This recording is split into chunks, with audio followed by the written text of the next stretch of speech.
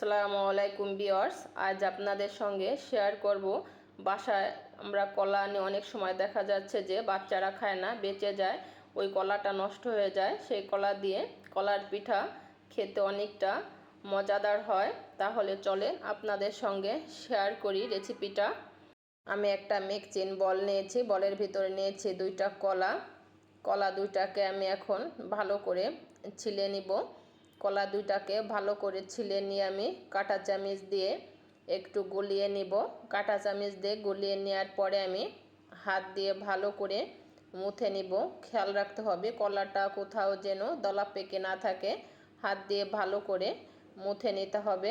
আমি হাত দিয়ে ভালো করে মুথে নিয়েছি। এখন দিচ্ছি আমি কলার ভিতরে 1/4 কাপ চিনি।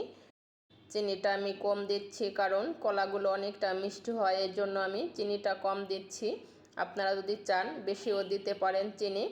এখন আমি দিচ্ছি 1-2 কাপ চাউলের গুঁড়ো। আপনারা যদি চান চাউলের গুঁড়োর পরিবর্তে এখানে সুজিও অ্যাড করতে পারেন। দিচ্ছি আমি 1/2 টেবিল চামচের অর্ধেক লবণটা আপনারা স্বাদ অনুযায়ী দিবেন। আমি এখন লবণ ও চাউলের গুঁড়ি কলা দিয়ে ভালো করে মিশিয়ে নিচ্ছি একটা চামচের সাহায্যে। চামচ দিয়ে ভালো করে মিশিয়ে নিয়েছি। আমি দিচ্ছি এখন 1 কাপ আটা। আপনারা যদি চান ময়দাও ব্যবহার করতে পারেন। আমি আটাটা একবারে মিশাবো না, 2 বার করে মিশিয়ে নিব। ভালো করে দেখতেই পাচ্ছেন এভাবে মিশিয়ে নিতে হবে। আমি আটাটাকে ভালো করে মিশিয়ে নিয়েছি। এখন আমি হাত দিয়ে এভাবে মুথে নিচ্ছি। হাত দিয়ে এভাবে বেটারটাকে মুথে নিলে আপনার কলার পিঠাটা অনেকটা সফট হয়, অনেকটা ফুলকো ফুলকো হয়। এখন আমি 10 মিনিটের মতো ঢেকে রেখে দিব রেস্টে। আমি চুলায় একটা কড়াই বসিয়ে দিয়েছি, কড়াইটাকে গরম করে নিয়েছি। এখন আমি কড়াইতে ডুবো তেল দিচ্ছি। ডুবো তেল দিয়ে পিঠাটা ভাজলে ভালো হয়, ফুলকো ফুলকো হয়।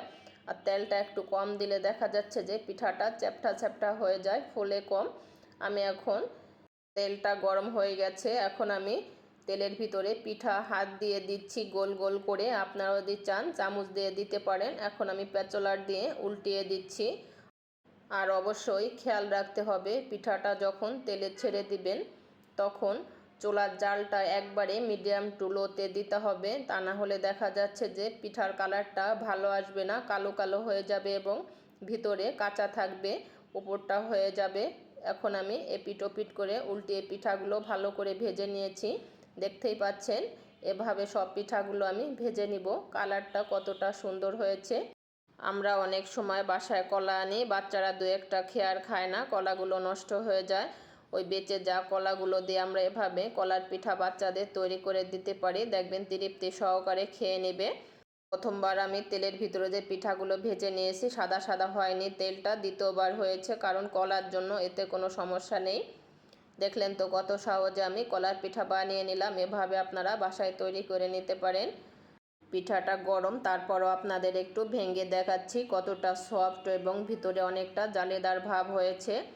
রেসিপিটা আপনাদের কাছে ভালো লাগলে কমেন্ট করে জানাবেন, আর বেশি বেশি করে শেয়ার করবেন, লাইক করবেন, অবশ্যই আমাকে সাপোর্ট করবেন। ভালো থাকবেন, আল্লাহ হাফেজ।